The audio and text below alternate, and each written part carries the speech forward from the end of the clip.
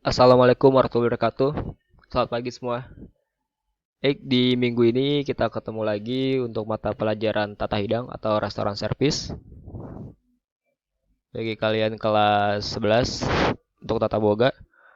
Untuk pertemuan ini saya masih di modul keduanya tata hidang tentang apa itu menu dan seperti apa itu menu restoran. Kita lanjut.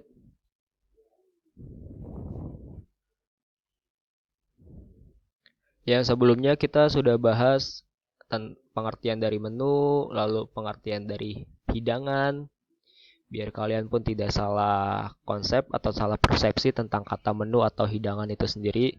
Kita sudah bahas seperti apa itu hidangan dan kategorinya. Lalu di minggu ini kita akan membahas tentang menu. Untuk pengertian menu, saya akan refresh sedikit.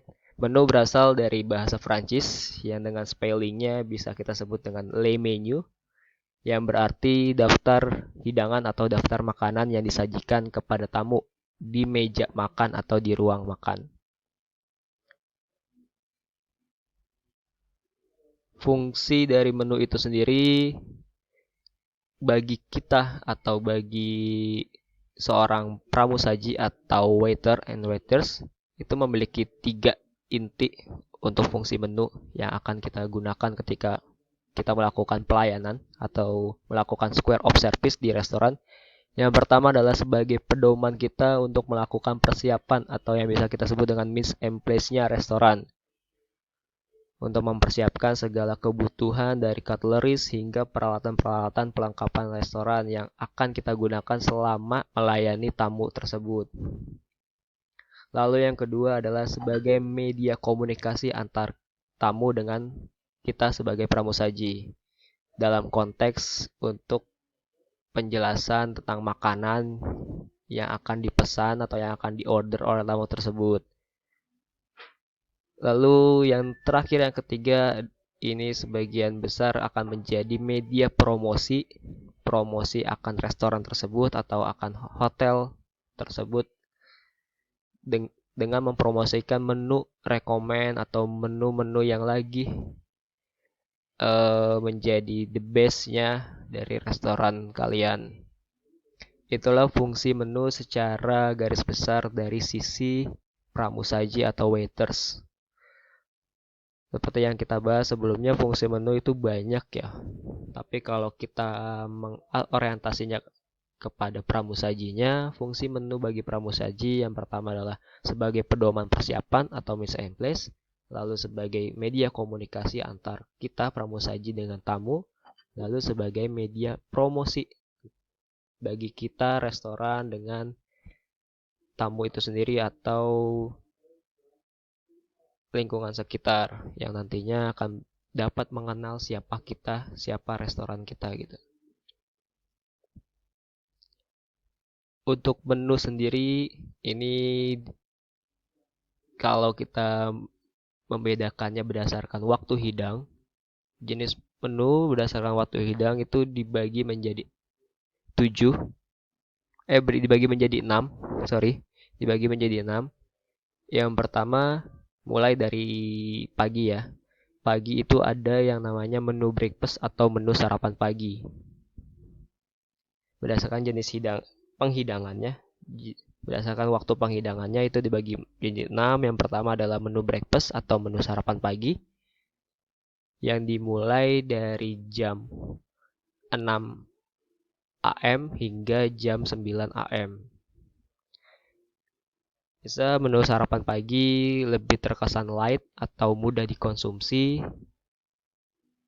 sehingga kita dapat memulai hari-hari kita dengan nyaman, dengan rasa tenang ketika kita sudah mengkonsumsi sebuah makanan di pagi hari ya.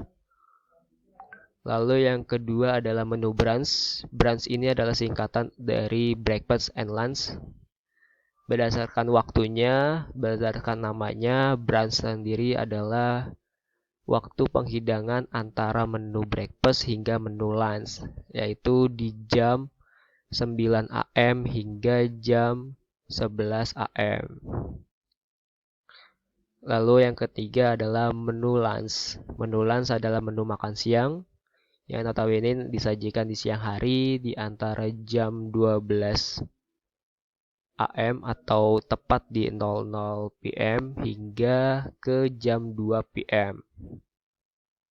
Di menu lunch sendiri ini lebih berbobot atau lebih berat dibandingkan lightnya untuk menu breakfast. Jadi penyajiannya pun atau konsumsinya pun lebih mengandung kalori dibandingkan untuk menu breakfast. Lalu di menu keempat adalah menu afternoon tea. Inilah menu singgahan yang biasa dikonsumsi di jam 3 PM hingga jam 5 PM untuk menunggu waktu dinner atau waktu makan malam itu datang. Biasanya ini adalah kebudayaan orang kontinental atau orang western, orang Eropa yang mengkonsumsi sebuah jamuan afternoon tea. Biasa kita sebut camal cemil di sore hari ya. Biasanya menu yang disajikan di afternoon tea itu lebih ke hot appetizer maupun cold appetizer hingga ke dessert. Jadi tidak menyajikan sebuah hidangan main course atau yang lebih berat sebagainya. Mungkin kalau di Indonesia lebih terkesan seperti pisang goreng, lalu ada kentang goreng dan sebagainya yang disajikan dibarengi oleh kopi art atau tea. Lalu yang kelima adalah menu dinner atau menu makan malam yang biasa disajikan itu di malam hari sekitar pukul jam 6 PM hingga jam 9 PM. Seperti halnya menu lunch, menu dinner pun memiliki kalori atau bobot yang lebih besar dibandingkan lightnya breakfast. Lalu yang terakhir ada menu supper atau menu tengah malam. Walaupun jarang ada yang menyajikannya, tapi menu supper itu sendiri sesuai kebutuhan dari kegiatan kita sebagai individu yang memiliki kegiatan berbeda-beda ya. Menu supper ini disajikan di tengah malam antara pukul jam 11 PM hingga jam 2 AM atau jam 2 after midnight. Menu supper, menu dinner, dan menu lunch memiliki kesamaan yang sama untuk penyajiannya begitu lengkap, begitu mengandung kalori, hingga memenuhi kebutuhan konsumsi kita sehari-hari atau dalam satu hari itu.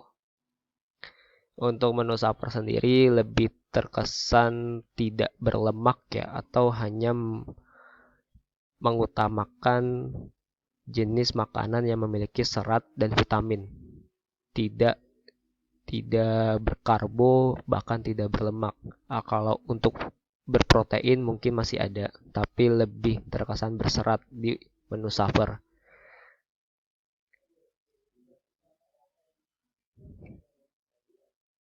Untuk penggolongan dari jenis-jenis menu berdasarkan waktu penghidangannya tadi sudah jelas, ada breakfast, ada brunch, ada lunch, ada afternoon tea, ada dinner hingga ada supper. Tapi untuk kita berorientasi ke hotel atau restoran, biasanya kita di pagi hari akan disibukkan dengan namanya sarapan pagi kalau di hotel ya. Dan sarapan pagi atau menu breakfast itu sendiri bisa kita klasifikasikan menjadi 3 jenis menu breakfast berdasarkan kultur dan budayanya yang ada atau yang bisa kita pelajari, kita pahami. Yang pertama adalah dari jenis menu breakfast American style. Lalu yang kedua jenis breakfast continental style atau western style. Lalu yang terakhir adalah oriental style atau Asian breakfast.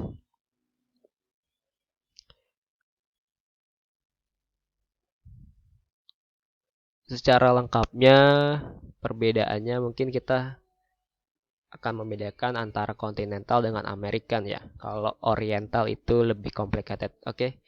Kita akan membedakan apa sih bedanya antara continental atau western style dengan American style ketika di menu breakfastnya. Oke, jika kita melihat dari kultur budayanya, di continental style itu makanan yang disajikan di pagi hari hanya mengandung makanan-makanan berserat, bervitamin, lalu berkarbohidrat. Yang notabene itu continental, di breakfastnya continental itu lebih rendah karbohidrat dan lebih rendah protein dan lebih rendah lemak.